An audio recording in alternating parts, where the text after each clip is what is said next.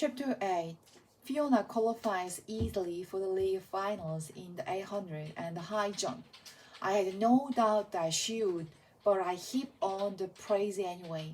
Congratulations! I gush on our way to school Monday morning. I want to hear all about it.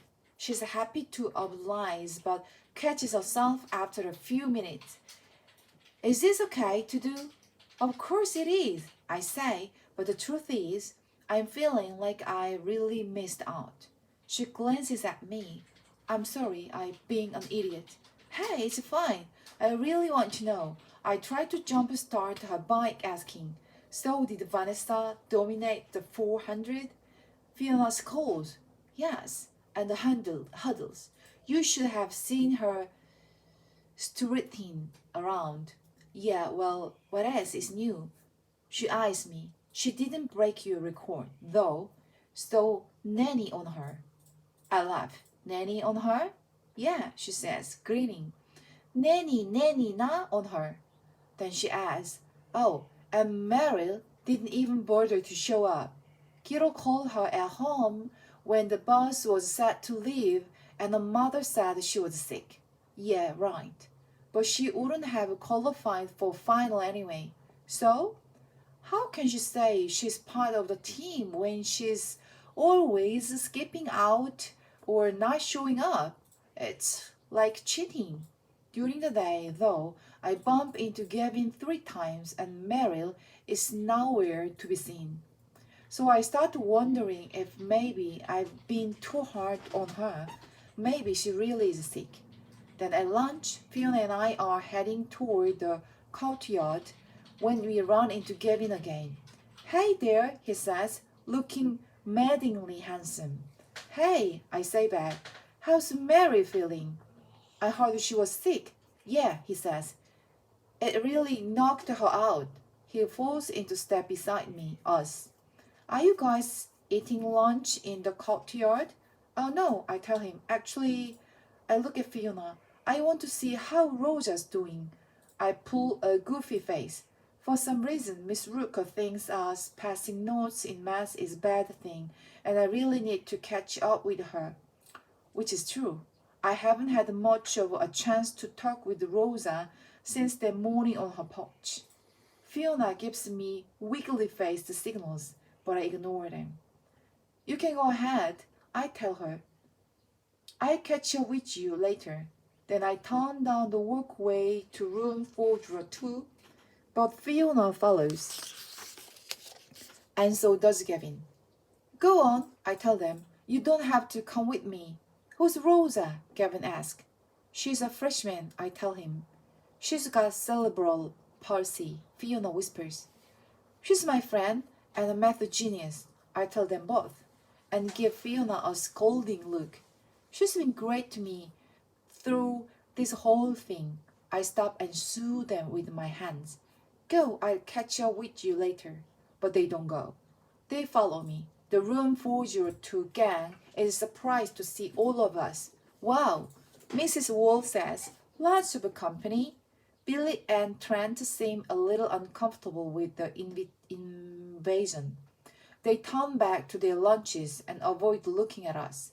But Alicia and Penny don't mind. They especially seem to like that Gavin's there. Fiona and Gavin hang out while Rosa and I joke around. The rest of us have lunches from home. But Gavin doesn't, so I ask him, don't you want to go get something to eat? No, he says, I'm good. So I slip him half of my sandwich, and half of my sun chips, and half of my apple slices. When lunch is almost over, we say our goodbyes to the room 402 gang. And on the way down the ramp, Gavin whispers, can you really understand her? I could only catch a little of what she said. I nod. It was hard at first, but now I'm pretty good at it. It's like a dialect. It takes some getting used to, but you eventually figure it out. At the bottom of the ramp, he turns right toward the courtyard and we turn left toward the 900 ring. Catch you later, he calls, and he seems to be smiling at me. Chapter 9. Tuesday morning in first period, Miss Alloy reads the announcements like she does every morning. Most of us does through it like we do every morning, until she reads, "Attention juniors and seniors, the prom is right around the corner. This year's theme is Hollywood Nights, and formal wear is required. Tickets will go on sale Friday in the activities office. $55 per person, or $100 per couple. This event is open to juniors and seniors only." Fiona and I look at each other, and I roll my eyes, like anyone's going to ask me to the prom. Like I could dance. Besides, a prom dress and a pipe leg would feel ridiculous together. Immediately after the prom announcement, Miss Alloy reads, "All students, be sure to watch Channel 7 News tonight. A very special program featuring our fantastic track team and their Help Jessica Run campaign will be broadcast. Tell your friend, tell your family, and tune in at 5, 6, or 11. Miss Alloy smiles at me. I'll be sure to do that. A little chill runs through me as I realize that Kiro's almost certainly the one behind the announcement, and that he's probably also emailed it to every contact he has in the country. He has no idea the news crew talked to my dad. Fiona tells me not to worry, but I can't seem to concentrate on anything else all day. During mass, Rosa slips me a note that says, "I'll be watching the news," and for some reason, it makes me write back a long, scribbled note about being worried and why I'm worried, and how I don't even want it to air. She writes back, "The truth is always okay."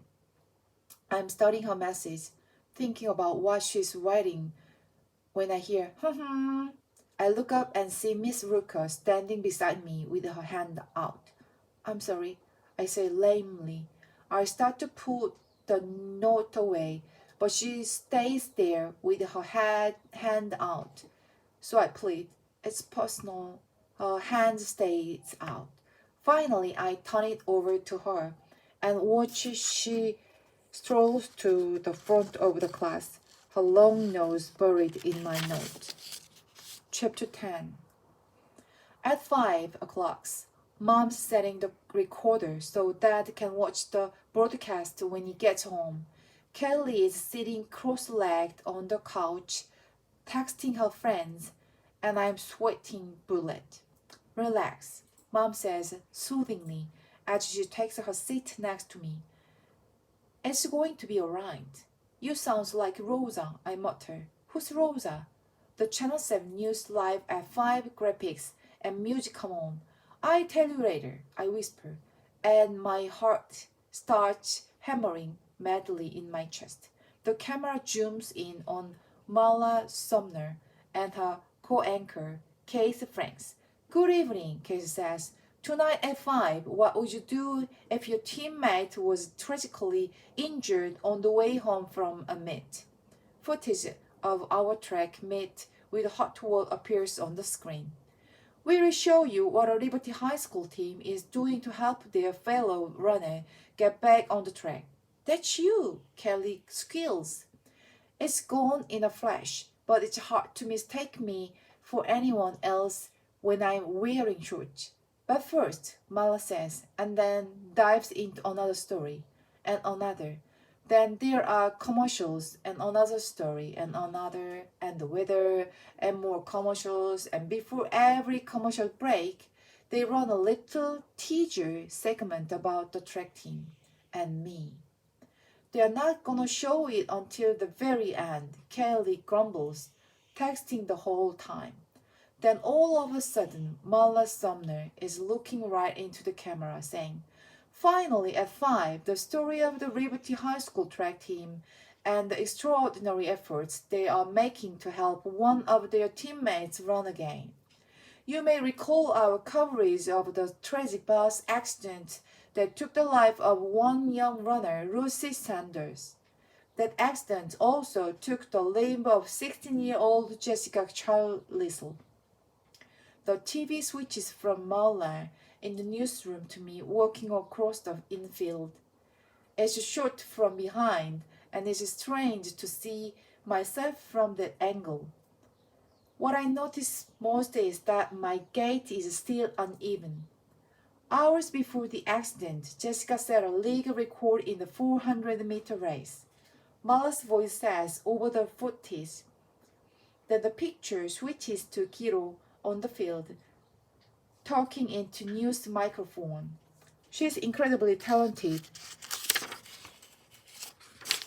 he says, a tremendously gifted runner.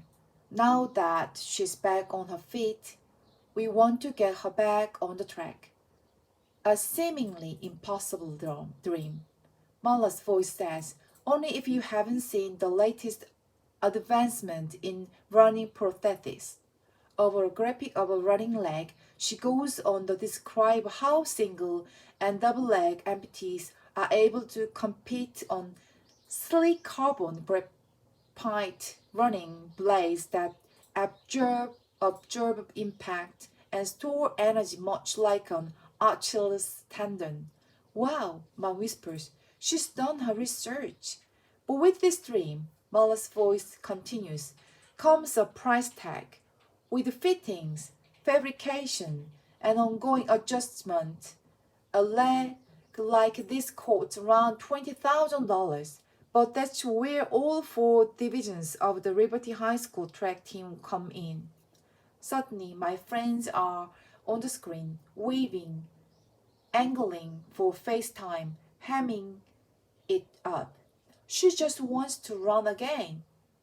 They shout in unison. Then Marla's voice over is back. But how can a track team raise $20,000? There's a tight shot now of Maria Reed and his friend. We are doing bake sales and car washes, they shout. Maria looks right into the camera. But we could sure use some help. The shot switches to Annie and Gisjelda, who are introduced as dynamo hurdlers and the best of friends, and with Annie, while Annie and Giselda start verbally tag teaming, the camera pans over to me, cheering on Chandel as she fires down the track. Look at her, comes Annie's voice. She's amazing. Like I would be brave enough to be out here on that ugly pipe? No way. Like any of this was her fault? No. Giro says we should always find ways to help others. So that's what we are doing. Big time. Marla's voice is back now, talking over muted footage of me being interviewed on the infield. Jessica also seems to have adopted some wisdom from Coach Girokoski about the whole matter. Suddenly, my voice cuts in. He tells us that life isn't about what happens to you, it's about what you do about what happens to you. Then I'm out again, and Marla's voice over returns. And although she's trying hard to do something about her situation, running again will not be an option if she doesn't get a prosthetics designed specifically for running. I tried running on this leg the other day, I'm saying as the camera zeroes in on my pipe leg. It was awful, just really clunky. All of a sudden, the outdoor shots are done and they are back into the studio. Casey Frank says, if you want to help Jessica run again, you can. A graphic with contact information appears on the screen as he continued. There's a fund set up for her, and it's obviously a good cause. Donation information is also available on our website, where we make it easy for you to make a difference. The contact graphic disappears, and Casey says to Marla, that is some story. Marla nods, and there's so much more to it. Jessica's family is drowning in medical bills because she wasn't insured, and the insurance companies are in gridlock over who should foot the bill. The Charlies have had to take out a second mortgage on their house. Her father's working 14 hours a day, and this is just for her basic needs. It's a nightmare. But it sounds like the track team is doing what they can to help. It's an amazing group of kids. It really is. Well, that's it for us, Cass says into the camera. We'll see you again next time. Thanks for watching Live at 5. Mom turns off the recorder and says, that wasn't so bad, was it? Kaylee snorts. Are you kidding? It was great. She's back to texting, but she takes a second to look at me. You are a celebrity. All right, I laugh, but seeing everything my team is doing for me, condensed into a 3-minute broadcast, has made me feel good. Really, really good.